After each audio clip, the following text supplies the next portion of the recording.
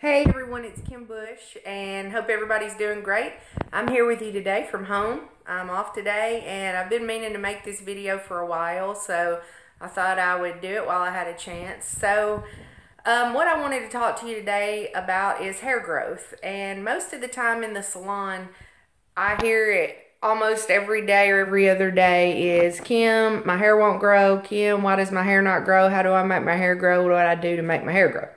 So anyway, I think as any hairstylist, professional stylist like myself, the girls in the salon, or any of my Facebook friends out there will tell you that's one of the #1 things hairdressers hear. So first of all, I just like to say that most of the time your hair is growing. If you color your hair, the way you can tell if your hair is growing is go to the mirror and do that. And bingo, you see those roots? I'm showing my roots off today, but for you guys, I'll do anything. So you see those roots? If you have roots in your hair and you color your hair, then your hair's growing. The color doesn't fall off. That is regrowth, as we call it. And so my hair has grown that much in probably, I don't know, 5 weeks maybe. It's 4 weeks. It's time, really like almost overdue for me to get my hair colored. So that being said, I wanted to talk about the reasons we feel like our hair is not growing. Because most people, if you need to get your roots retouched, then your hair is growing. And so now what I want to address is the reasons it seems like the hair's not getting any longer. Recently, I just made a move. I moved into my new place, and I lived in an apartment in an area that had horrible water. And so that can be a big reason. It had lots of minerals. I had like black dishes, and it would be coated with a white film just from the water buildup. And so I had a really hard time with my hair. My hair was breaking, and I had a lot of hard water buildup on my hair. And so I really hated the time I spent there as far as the water goes, because the water was really, really hard on my hair. So if you have that problem and you're going to be at that residence permanently and you're like, what do I do? You could check into a water softener. And I know there's even like filters you can put on your shower head. Most of the time I was just trying to get my hair shampooed at the salon to alleviate the problems of having you know, the buildup on my hair, but I mean, it was sort of inevitable. Another thing is with hair growth, anything that builds up on the hair, over time it builds up and it builds up, and hair is like a piece of thread basically, or a piece of silk, and the more that something builds up on it, over time it'll break. So if you are using a lot of at-home conditioning treatments, be really careful and possibly get a shampoo that you can use once every few weeks that might take the buildup off the hair, because that is sometimes the problem. Your hair gets overloaded with hairspray, it gets overloaded with mousse and gels, and it gets overloaded with these thick coating conditioning, I use that form loosely, treatments. A lot of times the conditioning treatments, especially the ones sold what I call over the counter or at, you know, the store, is stuff that just really coats the hair. It makes it feel better for the moment, but then in the long term it does more damage to the hair than actually what it's worth. So just ask your stylist about what you're using, because some of these things may be making your hair break off on the ends. So if hair is growing here but it's not seeming to get longer here, then maybe, you know, you're coating your hair and it's breaking off on the ends. Another thing that can cause the hair to seem not to grow is, and I do this all the time, is, you know, over processing or just doing lots of processes to your hair. So I lighten my hair. My hair is naturally very dark, so I keep it blonde. So I'm blonding my hair all the time. I'm using hot tools on my hair all the time. I pretty much use a curling iron at least pretty much every single day. So what do you do if you're processing your hair, if you're using hot tools?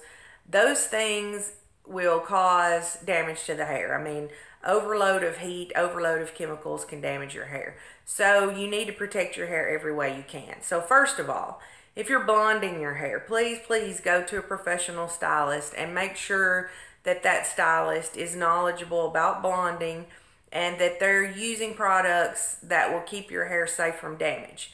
Now, I'm not a fan of going under the dryer while hair color or lightener is processing on the hair. If your hairstylist does this, there may be a very good reason and it may be okay.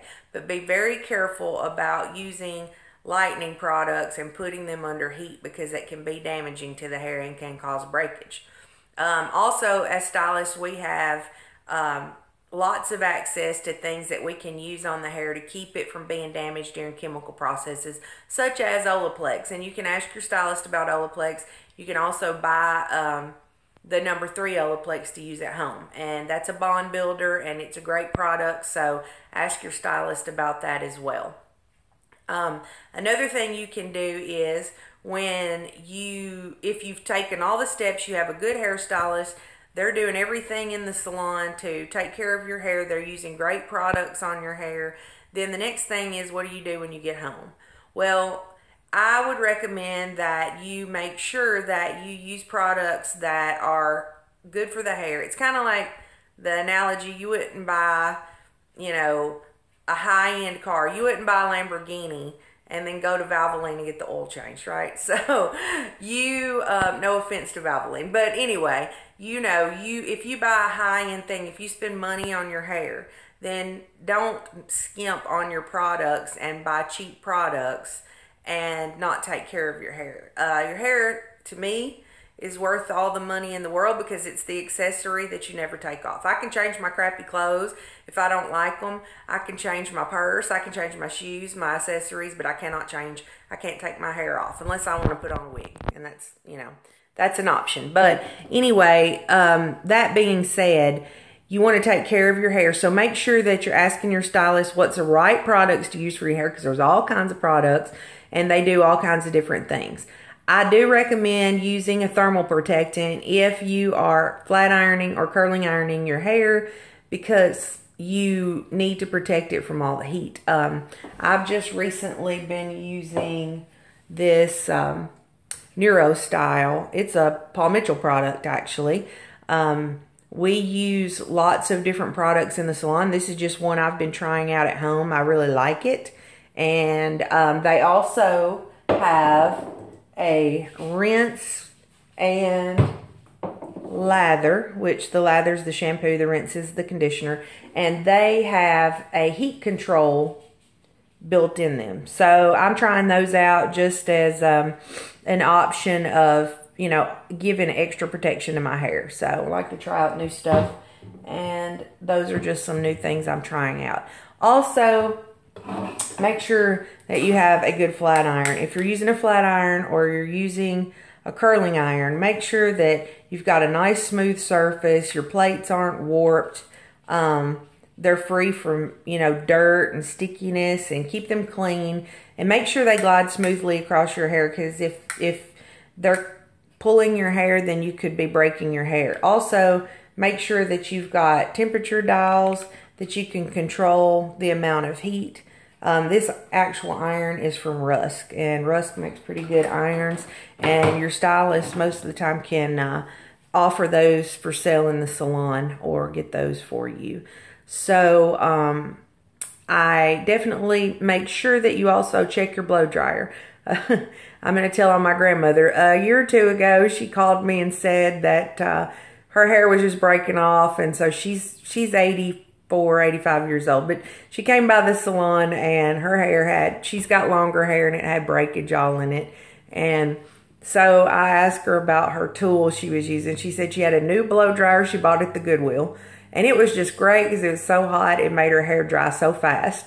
And it was so hot she couldn't even put it in the cabinet for a while because she was afraid it would catch the place on fire before it cooled down. That's too hot. So anyway, I got on to my grandmother about that, and we got her a new blow dryer, and she's good to go now. But if your blow dryer is 10 years old, 15 years old, it's time to upgrade.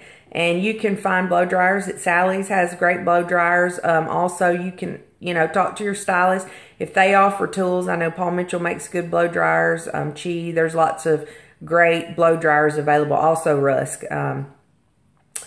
And so you can ask them about that. But ditch the old tools, people. You can afford to go buy a new flat iron, a new curling iron, or a new blow dryer. It's not worth breaking your hair off for. So all those things put together can damage your hair, make it break on a daily basis. And so you'll get the roots, but it'll look like it's never growing on the ends. And also one more thing, I've got on my arm this little band. Those are little hair ties. We sell them in the salon. And those are the best hair ties to use on your hair, because a lot of times the elastics we use, we pull our hair back really tight, and we use these elastics to make ponytails all the time. And then when our hair's down, we've got these little broke spots all around, and those come from where the elastics are pinching into the hair, or the metal brackets in the hair could be breaking your hair. Also out there, for my people like me that like to put the moonroof back and the windows down, or you've got a convertible. I used to have a convertible. I loved it. Those things too can be a little bit hard on your hair. So you may want to like put a hat on. All that wind, especially if you like to drive fast and all that wind's blowing through your hair, or my motorcycle friends, you know, all those things can be hard on your hair. So hair is very delicate, much more so than we think. So make sure you protect your hair when you're, you know, out and about and doing things, and make sure you use these elastics on your hair. They're great. Use your heat protectant. Use your good tools. I also know you can, you know, supplement with biotin. Those are vitamins that will help with, you know, or supposedly. I'm not selling vitamins on here. So those are supposedly help with promoting hair growth in the body, that vitamin. So you can check that out. And also just ask your hairstylist.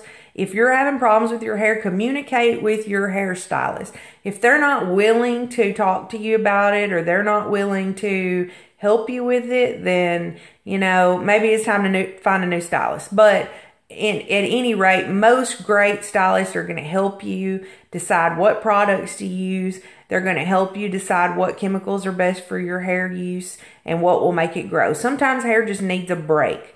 Also, if you've had surgery, if you're having hormonal issues, all of those things can go into how your hair reacts to chemicals, how it takes to all the things that we do to it. So, you know, sometimes we want to think our hair's not growing, but it is.